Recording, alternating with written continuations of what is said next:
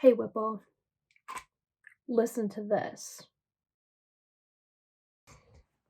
I'd like to start this video off by leaving a message for the author, Luke Sullivan.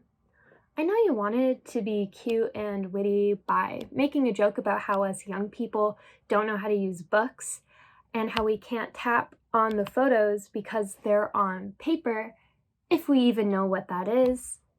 However, Luke, if I can call you that, what you failed to consider is that I did not purchase a physical copy of your book.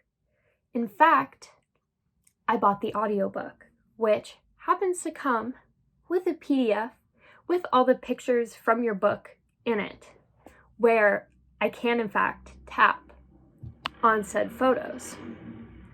Now, I won't fault you for this, but I will use it to segue into my first topic. One of the first things that really stood out to me in this book appeared in chapter 3.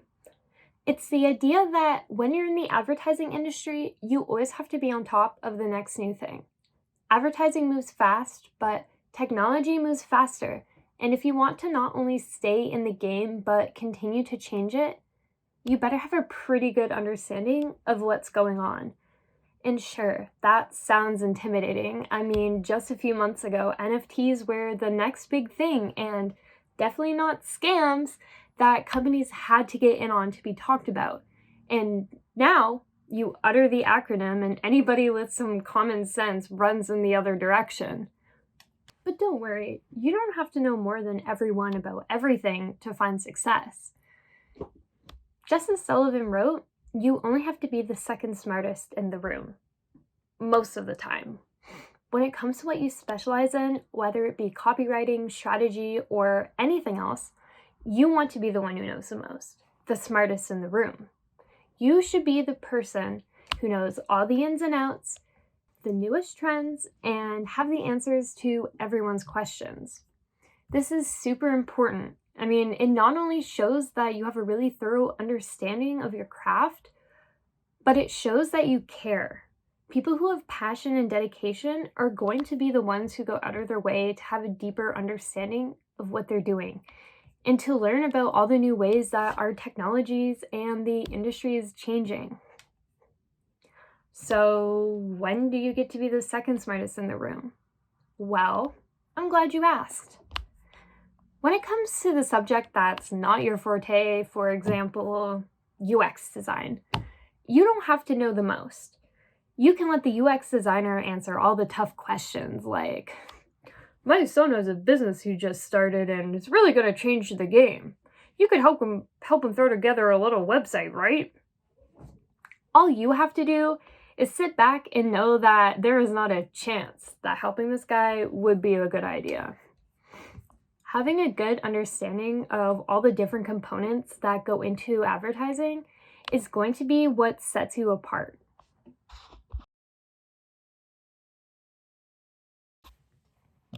I think the thing that surprised me most about this book was learning that Mr. Whipple was a real person. I mean, not like real, but his character was real. Before reading this, I was under the impression that Whipple was a synonym for something like fella. I was also surprised at how universally this guy seemed to be hated. I mean, there was basically a bounty put out on this guy's head, and it was placed there by Charmin, the very people who created him. However, I can't say I blame anyone for preying on Whipple's downfall. Although I wasn't around to experience the ads for myself in real time, just hearing about the wagging of the finger and the squeezing of the toilet paper is enough to get me on board the hate train. But learning about all the unsuccessful assassination attempts on Mr. Whipple got me thinking, should he be killed? In short, my answer is no. Now, that might sound uncalled for considering I just said I too hate Mr. Whipple, but hear me out. People love to hate. In an interview with Vice, clinical psychologist J.R. Illigan states, Hate, love, and enjoyment are strong emotional responses, and sometimes when we find ourselves experiencing strong emotional responses, even in the absence of actual threat, neurotransmitters are being secreted by our brain. And these neurotransmitters are typically the ones that release all the happy hormones that make us feel good. So when you place this in context with the widespread hate of Mr. Whipple, it makes a little more sense as to why Charmin was still selling billions of rolls of toilet paper and making bank. Mr. Whipple was on everyone's mind because we couldn't help but love to hate him. In contrast to hate watching, people also love to watch things that are enjoyable. I mean, obviously. And when it comes to advertising, you can make something that's objectively good and people will watch it despite the fact it's an ad. Just look at the Super Bowl, for example. I've always been one of those people who will turn it on during the halftime show just to watch the cool ads and then leave. And I know I'm not the only one. Advertisements don't have to feel like advertisements. By making things that are actually interesting, you'll keep people's attention and they may even make an emotional connection. There's this one Doritos ad that I always come back to where the kid makes this time machine. I watched it on TV when I was younger with my dad and we both laughed at it like a lot. And whenever I think about it, I get a little cravings for Doritos. Now, that's effective advertising. One concept that Sullivan wrote about that I think resonated with me the most was that to do something great, you have to break the rules.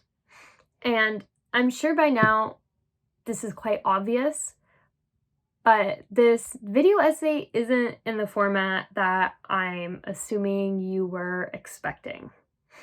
It doesn't quite follow the rubric, but I ask you to hear me out. Our class was given the choice to do something creative for this assignment instead of the typical essay and reflection, but the rubric wasn't altered to reflect that. So I decided to take a risk and create my own set of rules. I still have my 5 concepts from 3 chapters, but I'm discussing it pretty informally. Hey Whipple itself is a book full of fascinating concepts, strategies, and stories, and Luke Sullivan tells them in a way that's engaging and feels human. I was really inspired by his style and his push to test boundaries and question authority.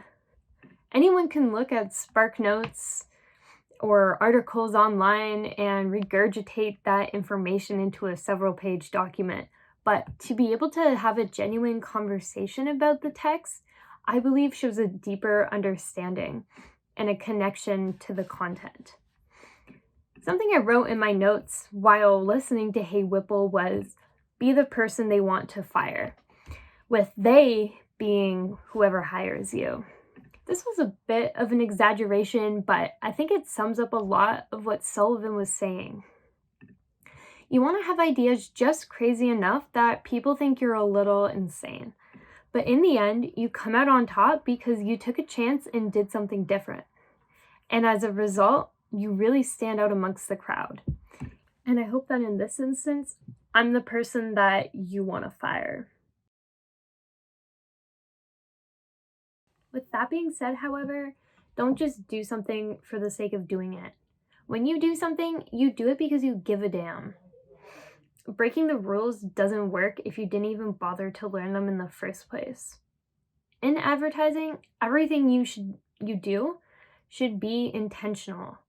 When you set out to create something, you give it all you've got. Consumers aren't dumb, and it's easy to spot advertisements that were made to be quick cash grabs or made for clicks. Like, sorry, but doctors hate her, lose 50 pounds in 3 days with this easy trick isn't gonna cut it anymore. Advertisements that were made by people who care about the messages they spread are the ones who are going to make a change. And I hope that in this video, I can show how much I care and that this isn't just a stunt I did for the sake of it. Hey Whipple is rich with stories and concepts that have changed the way I think about advertising and the ways I'm going to approach my work from this point forward. And who knows, maybe one day I can be a Luke Sullivan. Or at least a Mr. Whipple.